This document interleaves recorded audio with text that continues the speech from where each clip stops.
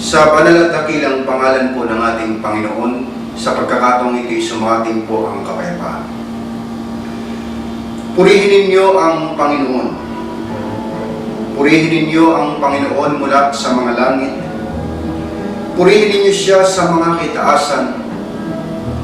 Purihin nila ang pangalan ng Panginoon, sapagkat siya'y nag-utos at sila'y nangalikha.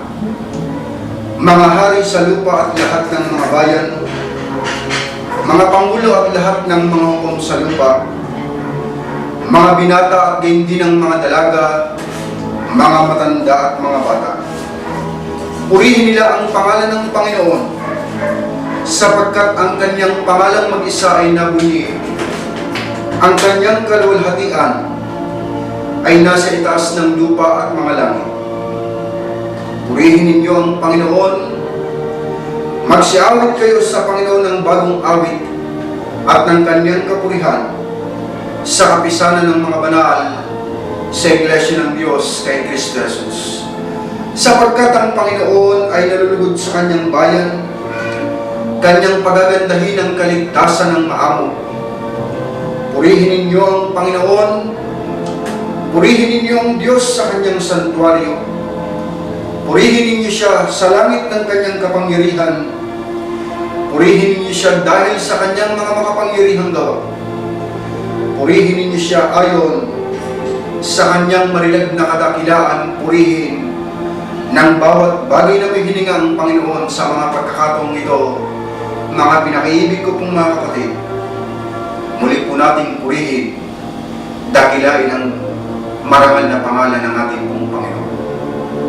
Muli po mga kapatid, isang napakadakilang pagkakataon ang patuloy na ipinagkakaloob sa atin ng ating pong Panginoong Diyos. Patuloy niya tayong pinagkakalooban ng lakas ng buhay at higit sa lahat ng liwanag ng ating pong mga kaisipan, ng ating pong pananampalataya sa harapan ng ating pong dakilang Diyos. Pagaman marami tayong mga dinaranas sa ating pong buhay, maligaya at malungkot na mga pangyayari na ating pong dinanas, datapot salamat sa Diyos sapagkat patuloy niya tayong pinapatnubayan, patuloy niya tayong ginagabayan sa lahat ng ating pong mga lakad. Kaya naman ang mga pagkakataong ito'y siyang tanging daan upang ang Diyos naman ay ating pong mabigyan ng kaluhuran. Sikapin po natin na may talagang lubos ang ating pong mga sarili. Limutin po natin anuman ang mga bumabagabag sa ating pong mga kalooban upang may handog natin sa Diyos ang ating pong mga katawan, ang ating mga sarili na isang haing buhay, banal at kaya-aya na siya po nating katampatang pagsamba. Kaya naman kung tayo po'y lubos ng nakatalaga, muli po tayong umawit ng sangbilang sa ating pong mga himno. At pagkatapos noon tayo po ay mananalangin sa ating pong dakilang Diyos. Manalangin po tayo mga kapatid. Panginoon po naming Diyos, ang banal na dakila ka po at lubos na sagana sa mga kagandaang loob, puspos ng pag-ibig. Ikaw po ang nag-iisang Diyos na siyang pinaglalagakan ng aming pong pag-asa at pananampalataya. Sa mga sandaling ito'y patuloy na nagpapasalamat ang iyong pong mga anak sa mga buhay at kalakasan, mga pagkapala, pagliligtas, at lalong higit sa lahat sa biyaya ng pananampalatayang patuloy mo pong ipinagkakaloob sa iyo pong mga anak. Kaya naman ang mga pagkakataong ito ay sandali na kung saan ay gaganap kami ng aming pong mga katungkulan. Ipahintulot mo lamang po, O Diyos, na pagingdapatin ang bawat sa puso amin. Linisin mo po ang aming pong mga puso at pag-iisip at italaga mo pong lubos ang aming pong mga puso. Payagan mo po na makapaghandog kami sa iyo ng mga pagsamba, pagpupuri na karapat-dapat po sa iyong napakadakilang pangalan. Alalahanin mo po kami sa pag-aaral namin ng iyong mga takwiran. Yayamang mangmang kami sa ganang aming pong mga sarili Sa iyo patuloy humihingi kami ng mga karunungan. Ipagkaloob mo po sa amin ang pagkaunawa sa iyong mga katwiran. At payagan mo po, O Diyos, sama-sama kaming makinabang sa biyaya ng iyong mga salita na siyang mag-aakay po sa amin patungo po sa kasakdalan ng mga paglilingkod na siyang hinahanap po sa aming pong mga buhay. Kaya nga't sa iyo po namin lubos na tinitiwalang lahat ng bagay at umaasang papatnubayan mo po kami sa aming pong mga pananambahan. Ito po aming samot dalangin sa pangalan ni Jesus namin pong dakilang tagapagligtas. Amen.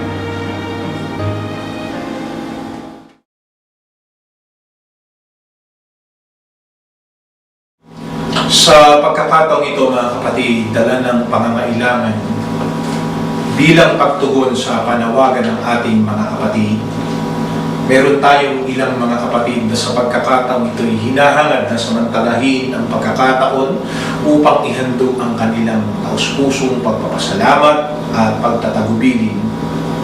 Kaya samahan natin ang kagalakan ng mga kapatid na ito, ang kanilang pagpupuri at pagdakila, ang paghahandog ng pagpapasalamat. At sa lahat ng mga kapatid na nagnanais sumabay sa pagpapasalamat na ito, maaari kayong makiisa sa isayin lamang ng inyong puso ang buong pagtatalaga ng inyong pagpapasalamat at pagtatagubilin sa ating Panginoon.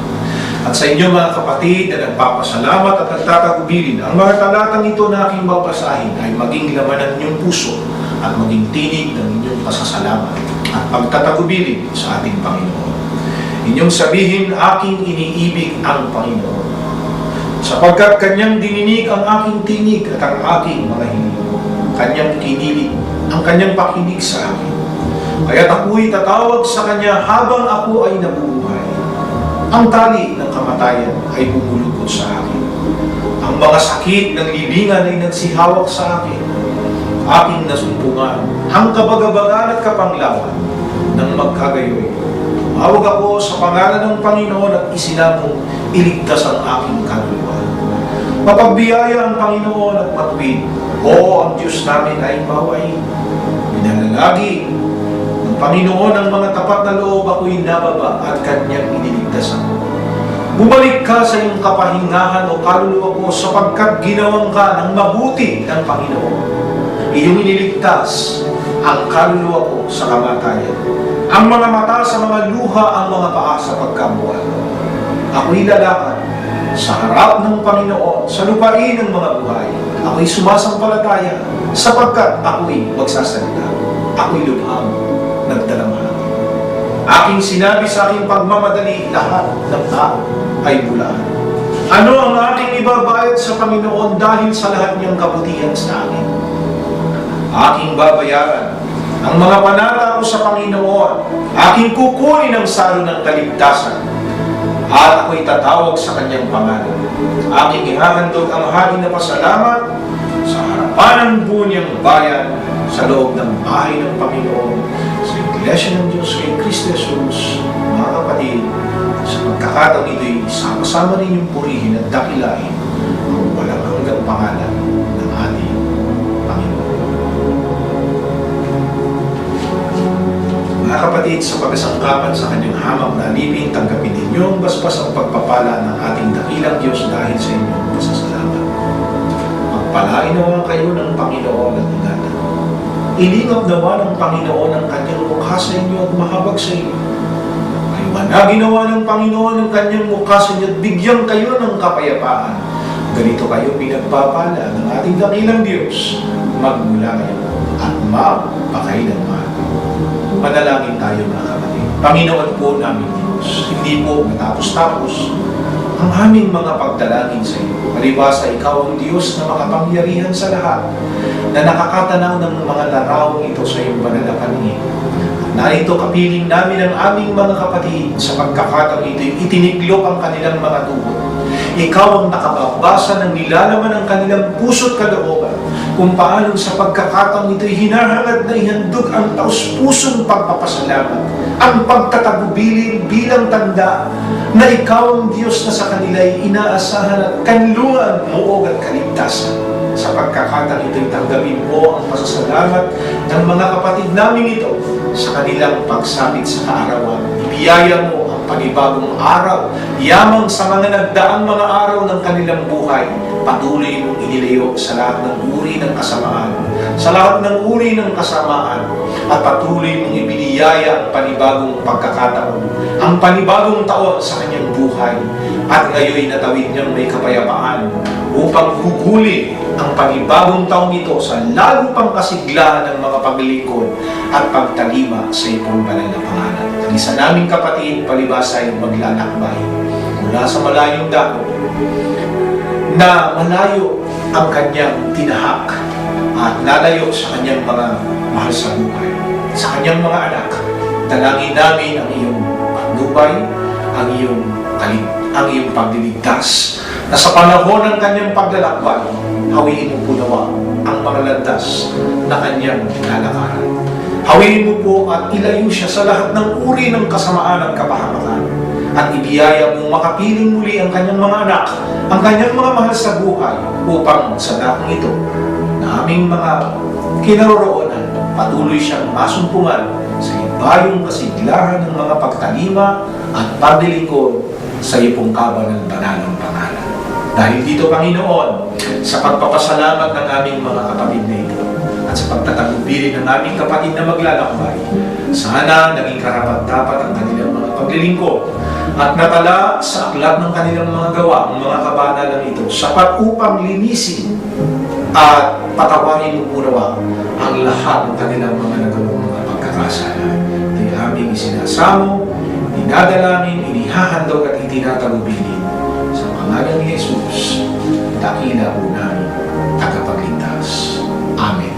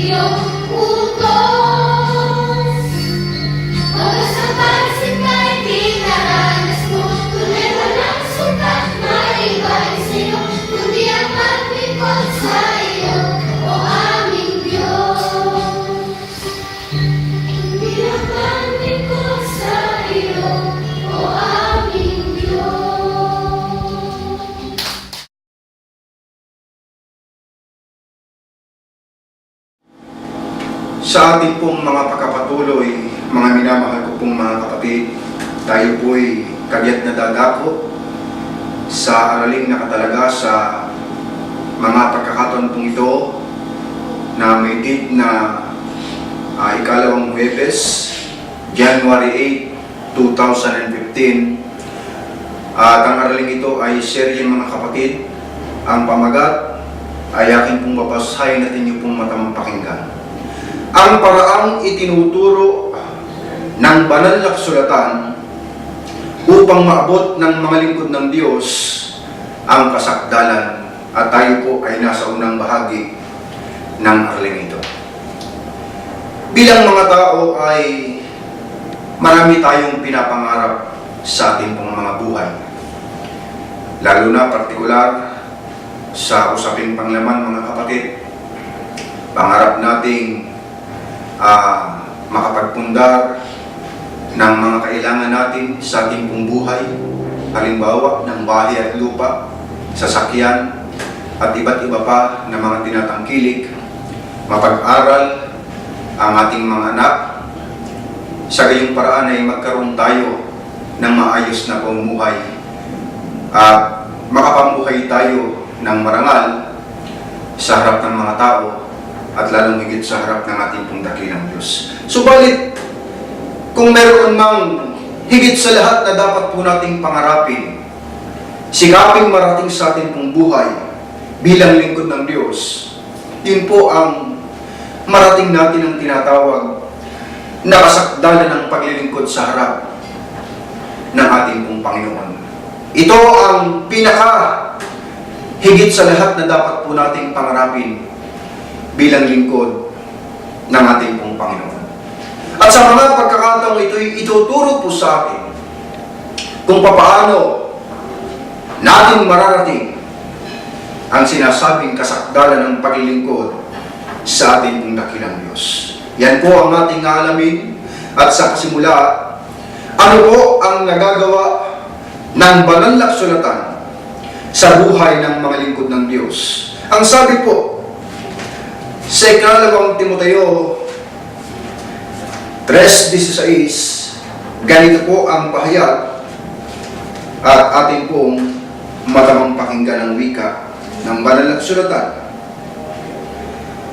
Ang lahat ng mga kasulatan na kinasihan ng Diyos ay mapapakinabangan din naman sa pagtuturo, sa pagsansala, sa pagsaway, sa ikatututo na nasa katwiran. Ito po ang pahayag ng banal na kasulatan. Sa makatwid, sa pamagitan ng salita ng Diyos, mga kapatid, ito po ang magtuturo sa atin ng maraming mga bagay kung paano tayo dapat mabuhay bilang lingkod, bilang tao sa sanglibutang ito, at palibhasa bilang taong nabubuhay sa ibabaw ng sanglibutan, ay meron tayong mga kakulangan at mga kapintasan.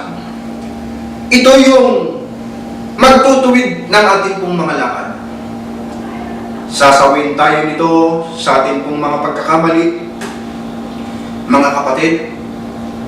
Tuturuan tayo nito na maging mabuting anak, mabuting kapatid, mabuting ama't ina, sa kabuuan, mabuting tao, mabuting lingkod ng ating pong dakilang Diyos sa ikatututo na nasa katwiran ng wika po sa atin ng banal na kasulatan, mga kapatid.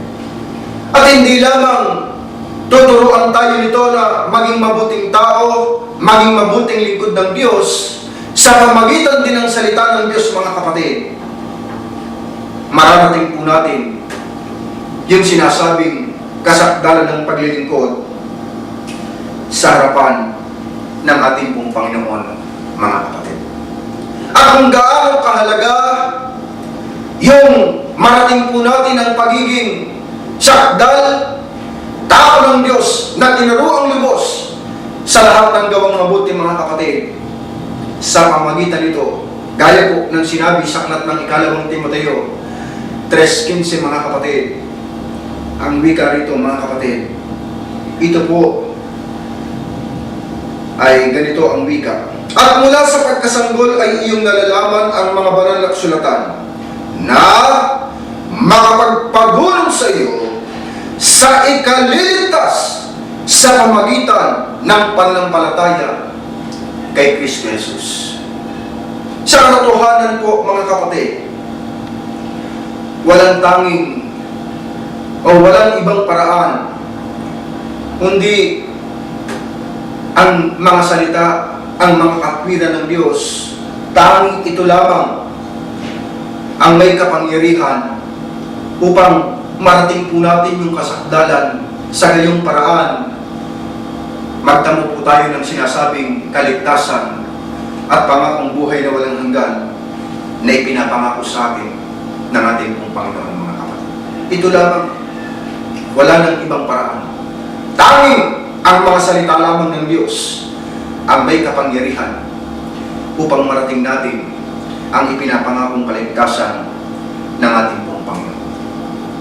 At kung bakit ipinapalaala po ito sa atin, mga kapatid, sapagkat katulad ng sinabi sa aklat din ng ikalawang Timoteo 3:1 hanggang 5, mga kapatid, malao nang itinuturo ito sa atin na mga kapatid, alamin mo ito ang wika ng banal na kasulatan na sa mga huling araw ay darating ang mga panahong mapanganib. Alam po natin ang kapanahunan natin ngayon. Ito ang mga huling araw na sinasabi po ng banal na kasulatan. Ito ang mga huling araw na kung saan darating, mangyayari ang mga panahong mapanganib, mga kapatid. Bakit? Pangunahin. Ang wika ng Biblia, ang mga tao ay magiging maibigin sa kanilang sarili. Doon pa lamang sa puntong yun, mga kapatid. Doon pa lamang sapat-sapat upang ang tao o ang panahon ay maging mapanganib sa ating pong kapanahunan ito, mga kapatid.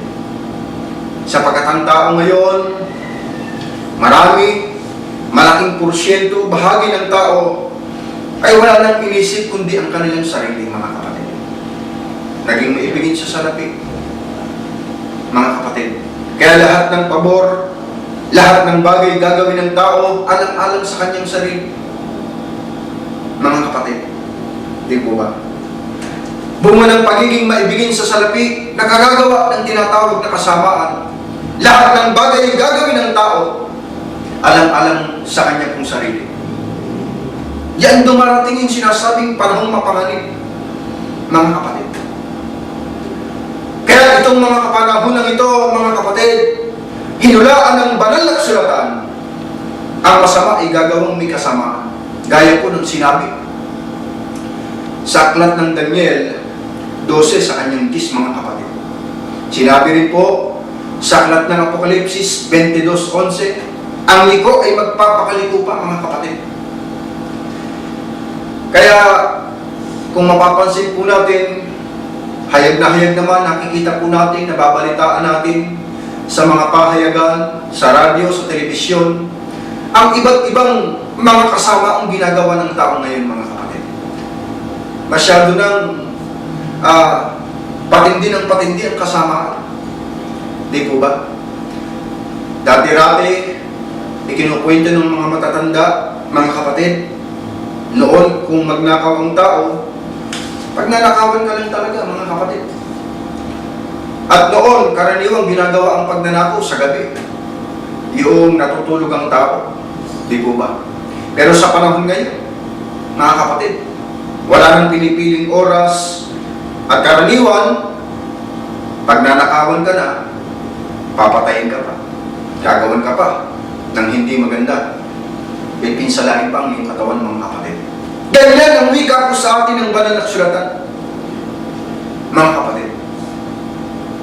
At kung dati-dati, ang bisyo noon ay sapat nang makapanigarilyo, makapag-inom ng alak, mga kapatid, o iba't iba ng mga bisyo, droga, ang nakikita po natin ginagawa ngayon ng mga tao, mga kapatid.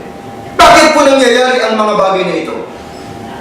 Sapagkat sinabi po sa aklat ng Job 9:24, ang lupa ay nabigay sa kami ng masama. Kaya hindi po totoo yung sinasabi ng marami na ang masama daw ay hindi makapananaig, mga kapatid. Sa katotohanan, matagal nang nananaig ang kasamaan. Sa panahon po natin ito, mga kapatid. Matagal nang nagahari ang kasamaan sa sanglibutan. Nakikita po natin ang maraming mga tao, masayang-masaya na sila, maligayang-maligaya sa paggawa ng tinatawag na kasamaan. Naging baligtad na nga po ang pananaw ng tao ngayon eh. Ngayon kapag ikaw gumagawa ng mabuti, para bang nagiging kakaiba sa paningin ng tao. Para bang nagiging katawa-tawa, mga kapatid. Pero gumawa ka ng masama, gumawa ka ng hindi maganda, mga kapatid, parang tanggap na ng tao. Maligaya na ang tao sa paggawa ng tinatawag na kasamaan. Mga kalayawan, iba't ibang mga kaligayahan, mga masamang gawa na ginagawa ng tao. Yan po ang malungkot na bahagi na kung saan nahahayag nakikita po natin sa mga huling kapanahonan ito, mga minamahal ko pong mga kapatid. At hindi dapat maka-epekto ito sa ating bilang lingkod ng ating pong dakilang Diyos. Hindi dapat tayo makadlangan sa pagsisikap natin na marating ang sinasabing kasakdalan. Na dahil dito'y ano po ang ipinapayo sa atin sa kabila ng mga masamang nagaganap sa mga huling araw na ito, mga kapatid. Ang sabi po sa aklat ng Kawikaan 4 sa kanyang 13, hawakan mong mahigpit ang turo, huwag mong bitawan, iyong ingatan, sapagkat siya'y iyong buhay. Ito po, ito lamang na natatanging paraan para makatakas tayo sa kasama ang nangyayari sa sanglibutan mo ito, mga kapatid. Hawakan natin mahigpit ang turo. Ingatan natin sa ating pong buhay ang lahat ng aral na ating pong napapakinggan sa loob ng iglesia ito, mga kapatid. Pahalagahan natin kung paano natin pinapahalagahan ang mga pinapangarap natin sa buhay na ito. Lalong higit natin pahalagahan ang mga turo, ang mga aral na inihahatid sa atin sa pagkasangkapan sa ating pong mga tagapanganak, mga kapatid. Kahit pa nga dumarating sa mga pagkakataon sa paghawak natin sa turo, sa aral ng Diyos, nariyang lumuluha tayo, nariyang nakararanas tayo ng iba't ibang uri ng mga kapagabagan. Bunga ng mga pangyayaring nakikita po natin at nararanasan sa sanglibutang ito, mga kapatid. Huwag tayong bibitaw. Hawakan natin mahigpit ang turo sapagkat siya'y ating pong buhay ang wika sa ating po ng banal na sulatan, mga kapatid. At sa kabila na tayo lumuluha, sa kabila ng napakaraming mga problema na ating pong dinaranas, mga kapatid, sikapin po natin na maging kasiyahan po natin ang pagdinig ng aral, pagbulay-bulayin sa ating pong mga puso ang kanyang mga salita, mga kapatid. Sa ganitong kaparaanan, mararating po natin ang kasakdalan ng paglilingkod na siyang hinahanap sa atin ng ating pong dakilang Diyos, mga kapatid. Paano po natin magagawa ang bagay na ito? At hanggang kailan dapat natin gawin ito, mga kapatid? Sa unang Timoteo 6 sa kanyang 14, ganito po ang pahayag sa bawat isa po sa atin. Natuparin mo ang utos na walang dungis, walang kapintasan hanggang sa pagpapakita ng ating Panginoong Jesucristo. Ito po, tutupad din lamang tayo ng utos ng Diyos na siyang magdadala sa atin doon sa pinakamataas na pangarap natin sa buhay, mga kapatid. Ilahat na natin dito ang ating pong magagawa. Tuparin natin ang utos ng Diyos, sikapin natin maging walang kapintasan sa paningin ng ating pong Panginoon, mga kapatid. Nawa o bagaman, hindi po mayaalis bilang tao. Talagang nagkakamali tayo, nagkukulang pa rin mga kapatid. Pero yung sinasabing pagtupad sa utos ng Diyos mga kapatid, sikapin natin sa bawat paglakad ng panahon mga kapatid. Umuunlad ng umuunlad yung paglilingkod natin. Umuunlad ng umuunlad, sumusulot ang ating pong pananampalataya mga kapatid. Doon mararating po natin yung sinasabing kasakdalan ng paglilingkod sa harap ng ating pong dakilang Diyos. At hanggang kailan natin dapat gawin ito mga kapatid? Ang wika ng banal ng sulatan hanggang sa pagpapakita ng ating pong Panginoon ang wika sa atin ng banal ng sulatan mga kapatid. Hanggang sa hangganan ng paglilingkod, hanggang sa dumating din ang pagkakataong ang hirang na buhay na ito'y bawiin ng ating pong dakilang Diyos mga kapatid.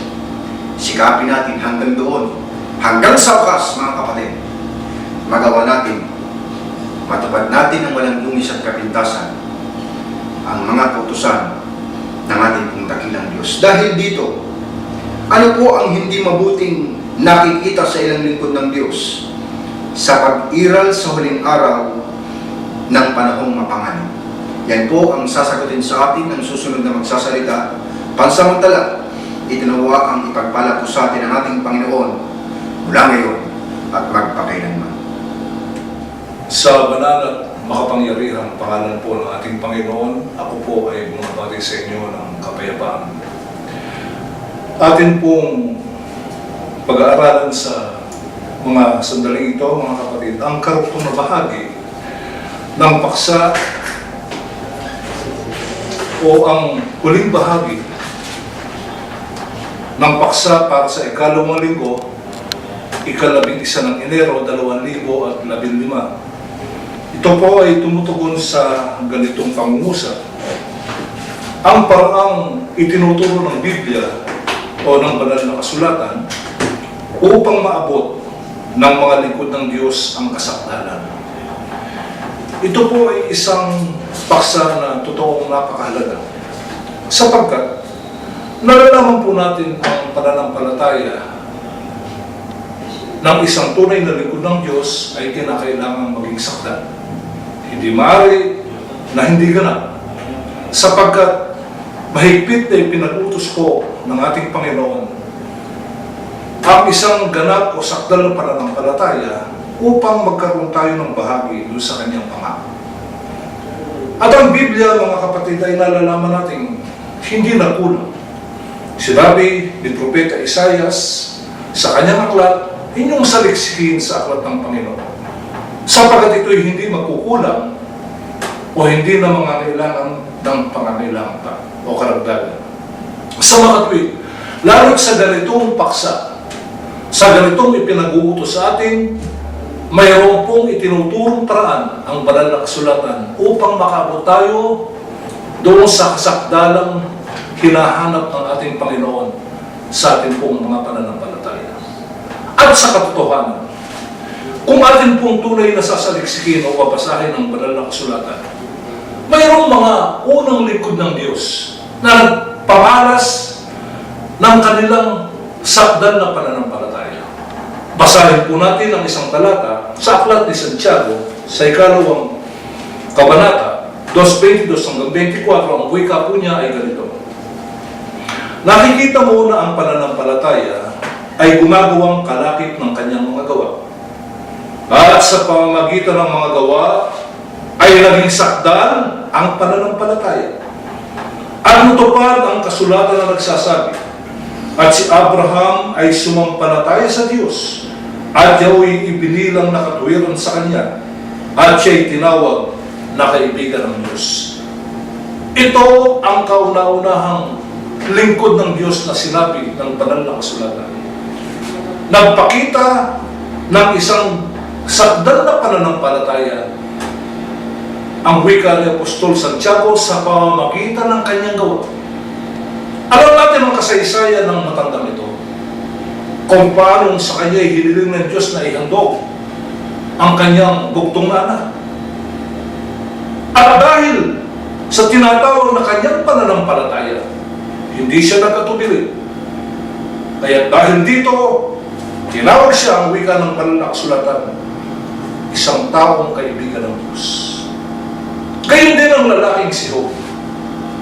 Sa kanyang kasaysayan sa banal na kasulatan, nagawang ipagmalaki ng Panginoon si Job kay Satanas.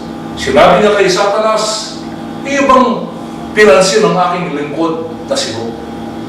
Walang tulad niya sa ibabaw ng lupa, isang sakdal na tao sapagkat may takot sa akin at humihiwalay sa kasama.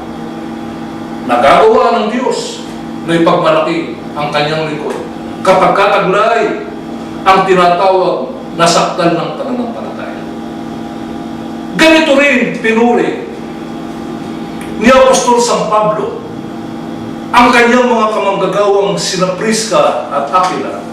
Sa aklat ng Roma, sinabi niya, batiin niyo ang aking mga kamanggagawang sina Prisca at Aquila, sapagkat ipinain nila ang kanilang leeg para sa aking buhay. Nagagawa ng isang taong ipain ang kanyang buhay alang-alang sa buhay ng kapatid, sapagkat taglay niya ang tinatawag na pananampalataya. At ito yung sinasabing pananampalatayang may gawa. Sapagkat magagawa ng tao ibigay ang lahat sa kanyang buhay, alang-alang sa tinatawag na pananampalataya nito. At bukod po sa mga katauhan nito, mayroon pa po bang sinasabing mga taong nagpakita ng sakdal o ganap na pananampalataya? Ito po ang wika sa Hebreo. Na ang mga ito, sa pamamagitan ng pananampalataya, nagsilupig ng mga kaharian, nagsigawa ng katwiran, nagagtamo ng mga pangako, nagtikom ng mga bibig ng mga leon, nagsipatay ng bisa ng apoy, nakakatanan sa talim ng tabak, nagsilakas sa kahinaan, naging mga makapangyarihan sa pakikipagbaka, nagpaurong ng mga hukbong taga-ibang lupa, na tinanggap ng mga babae ang kanilang mga patay sa pamamagitan ng pagkabuhay na magulit, at ang iba'y nangamatay sa hampas na hindi tinanggap ang kanilang katubusan. Ngunit, upang kamtin nila ang lalong mabuting pagkabuhay na magulit. At ang iba'y nagkaroon ng pagsubok sa pagkalibak at pagkahampas. Oo, tulad dito'y sa mga tanikala sa bilangguan, sila'y pinagbabato, pinaglagari, pinagtutukso, pinagpapatay sa tabak, sila'y nagsilakad na parot parito may balat ng mga tupa at kambing na mga salat na napipighati at tinatampalasan. Ito ang naging buhay ng mga unang naging lingkod ng Diyos, na kinakitaan ng isang ganap na pananampalataya. Pananampalataya ang nagbunga sa kanila ng hindi lamang matinding kapighatian. Pananampalatayang nagbunga ng tinatawag na pasakit sa kanilang buhay. Hindi lamang ng matinding takot, kundi na mahulugan din naman ng tinatawag na kamatayan sa marami. Sa makatuwid, kung sa ating itinuturo o itinuturo ng paksang ito, ang paraan upang maabot ng mga lingkod ng Diyos ang sakdal na pananampalataya, nangyari na ang mga bagay nito. Nagawa ng mga tao ito. At ito ang itinuturo sa atin sa pagkakataon ito. Subalit, ang ikalawa po nating katanungan, ano po ang hindi mabuting nakikita o nakita sa ilang lingkod ng Diyos sa pag-iral ng huling araw ng panahong mapangalan? Ito ay isang hula mula sa banal na kasulatan. Sinabing darating ang tinatawag na panahong mapanganib. Mapanganib sapagkat ang tao ay magiging may bigin sa sarili, may bigin sa salapi. Ang tao, walang taglay na kabutihan sa kanyang puso. Malalayaw, malupit. Kaya tinawag ito ni San Pablo panahong mapanganib. At nang siya'y mangaral o sumulat sa mga kapatid sa Galacia, tuwiran niya at tahasang sinabi sa mga kapatid, napakamangmang na baga kayo. Kayong mga nagpasimula sa Espiritu, bakit ngayon nagpapakasakdal kayo sa laman? Sa huling kapanahonan ito, nakakasumpong ang Diyos ng ganitong uri ng kapatid sa loob ng Iglesia. Nakalulungkot sapagkat kung tayo'y sumampalataya, ito na ang pinakamataas na uri ng karangalang maaaring tanggapin ng tao sa kanyang buhay. Subalit sinabi ni San Pablo, ngayon, na nagpapakasakdal kayo sa laman. Ang ibig sabihin, ang pananampalataya hindi naging buhay ng mga taong ngayon. Ang pananampalataya ay bahagi lamang o maliit na bahagi ng kanilang buhay. Mali silang magtalo sila sa kanilang sinumpaan sapagkat hindi nga nila ikinabubuhay ang pananampalataya. At marami sa kanila nasusumpungan sa anong paraan ng buhay yung pagkasakdal sa tinatawag na laman. Yun ang ginagawa ng maraming mga kapatid. Tulad sa ginawang pagpulong ng bayang Israel.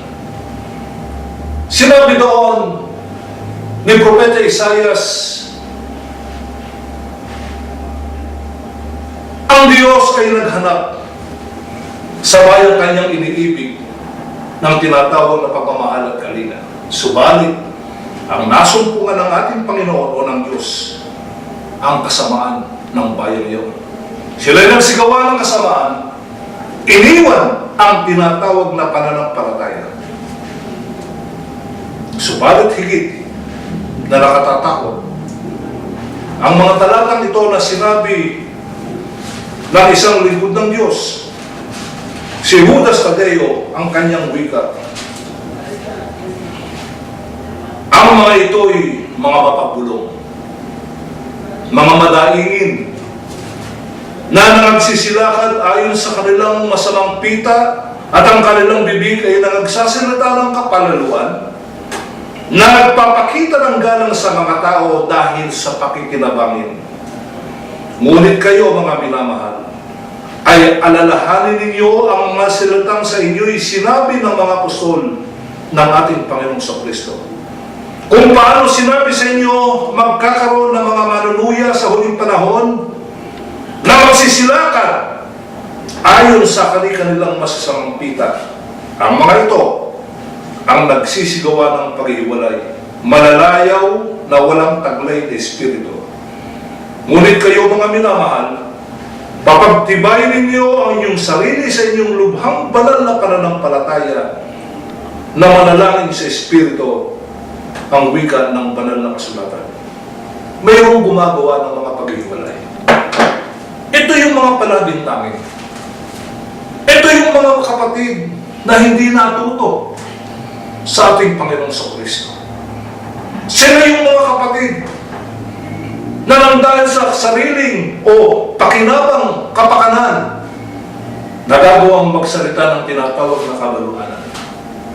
Mga kapatid, ang mga ganitong mga tao ang ibinababala sa atin ng banal na kasulatan.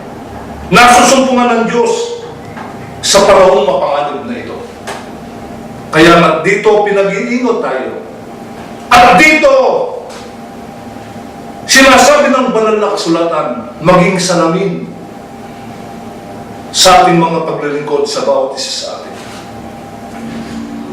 Maging paraan upang ating mabigyan ng tinatawag na pamantayan ang ating mga pananampalataya sa harap ng Diyos.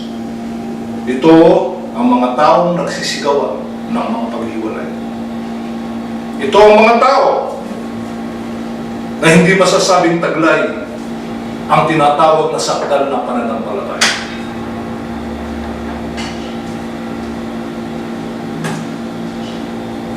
Ano ba ang nagagawa nila? Ang nagagawa ng mga tao ito, Sa huling kapanahonan ito, mga kapatid, itinulad ni San Pablo sa ganito. Huwag ninyong papagmatigasin ang inyong mga puso na gaya ng sa pamumungkahi, gaya ng sa araw ng pagtukso sa ilang, na doon tinukso ako ng inyong mga magulang sa pagsubok sa akin. At 40 taon nakakita ang aking mga gawa. Dahil dito'y nagalit ako sa lahi ito. At aking sinabi, laging sila'y nagkakamali sa kanilang puso, ngunit hindi nila nakakilala ang aking mga daan. Itinulad sa bansang Israel. Gaya sa pagmumungkahi ng bayang ito, pagmumungkahi sa galit ng Diyos. Sa loob ng 40 taon sa kanilang paglalakbay sa ilang, nakita nila ang makapangyarihang gawa ng ating Panginoon. Nakita nila ang pagliligtas. Nakita nila kung paano sila pinapatnubay ng ating Panginoon. Hanggang sa makarating sila doon sa tinatawag na lupang pangako. Subalit, naroon ang kanilang pagmumungkahi sa Diyos. Naroon ang kanilang panunumbat sa kanilang leader na si Moises. Na kanilang wika, kami ba'y dinala dito ng Diyos upang patayin sa gutom? Samantalang kami natutulog sa tabi ng mga banga ng karne doon sa Egypto. Tingnan niyo ang naging kaisipan ng mga tao. Ipinamungkahi sa galit ang ating Panginoon. Ngayon, upang huwag po tayong mapatulad sa mga gayong uri ng tao, yayamang narito na tayo sa landas ng tinatawag na paglilingkod sa Diyos. Landas na magdadala sa atin sa tinatawag na kasakdalan ng paglilingkod. Ano po ang itinuturing paraan ng banal na kasulatan upang makaabot tayo doon sa pamantayan ng kasakdalan o isang ganap na paglilingkod? Ganito po ang ipinayo ni San Pablo sa ating mga kapatid sa Pilipos. Ang kanyang wika po ay ganito. Hindi sa ako'y nagtamuna o ako'y nalubos na, kundi nagpapatuloy ako baka sakaling maabot ko iyong ikinaabot naman sa akin ni Kristo Jesus. Mga kapatid, hindi ko pa inaring inabot. Datapwat isang bagay ang ginagawa ko.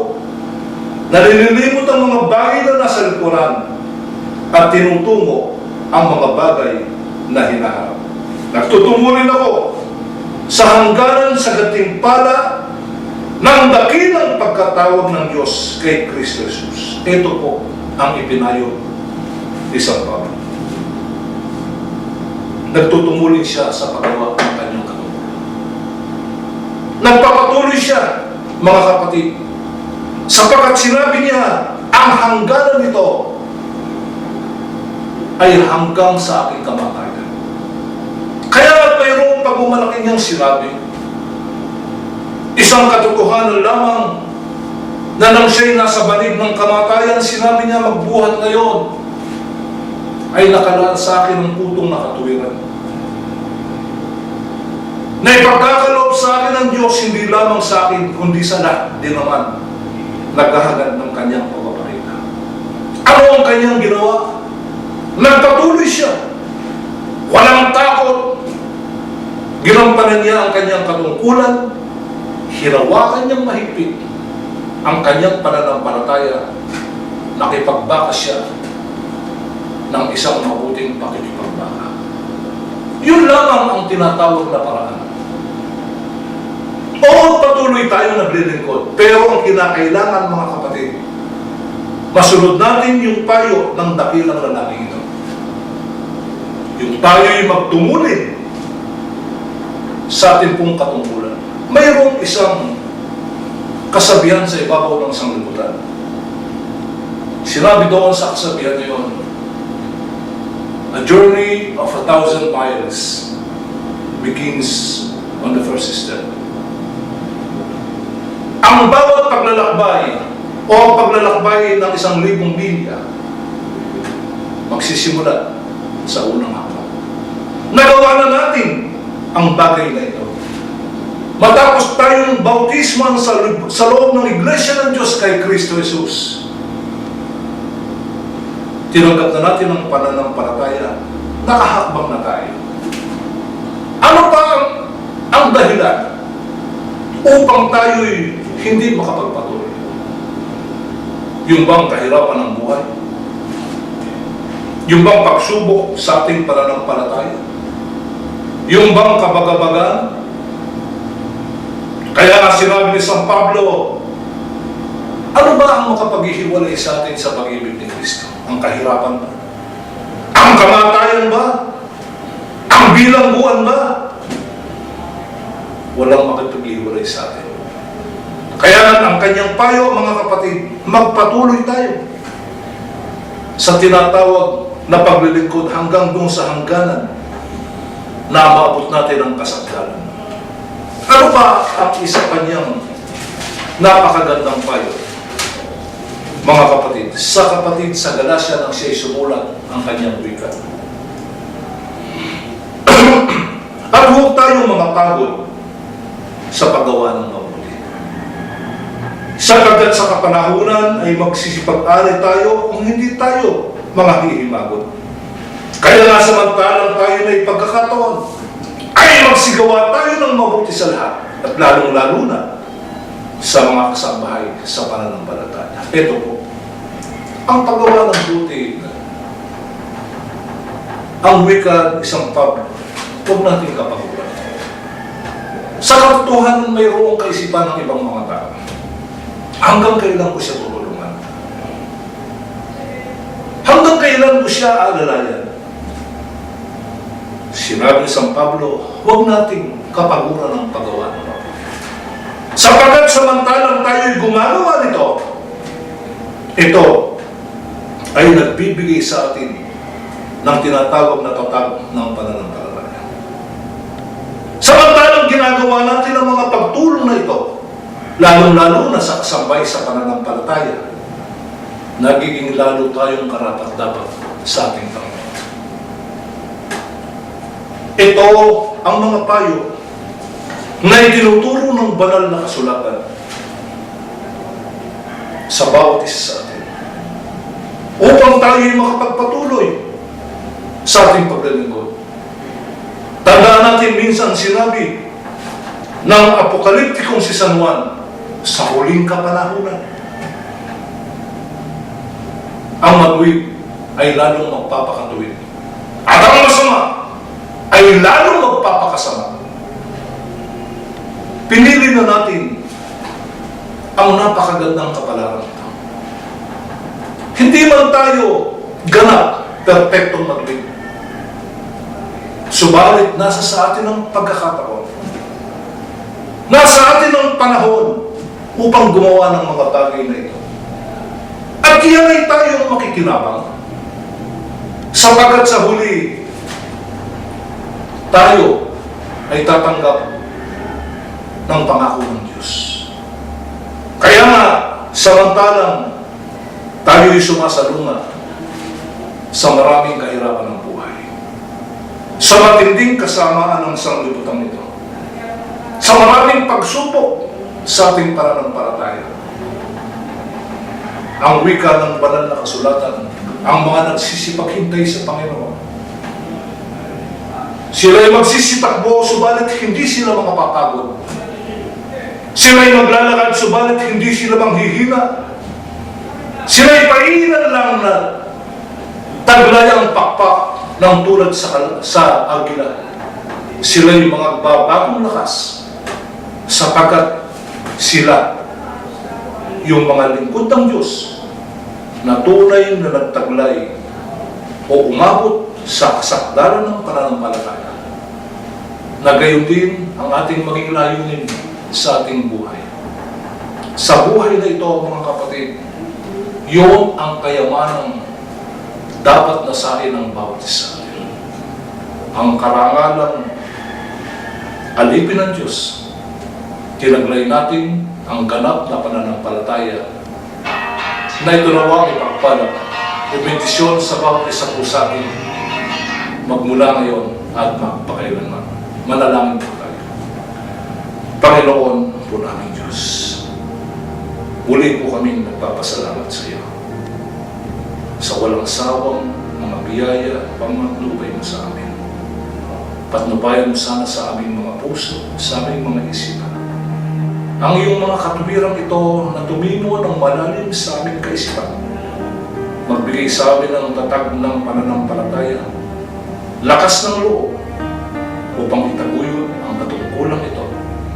Hanggang sa maabot namin, Ama, ang kasakdalan ng pananampalatayang hinahanap mo sa buhay ng bawat isa. Subalit, nalalaman namin, Ama, taglay namin ang kahinaan.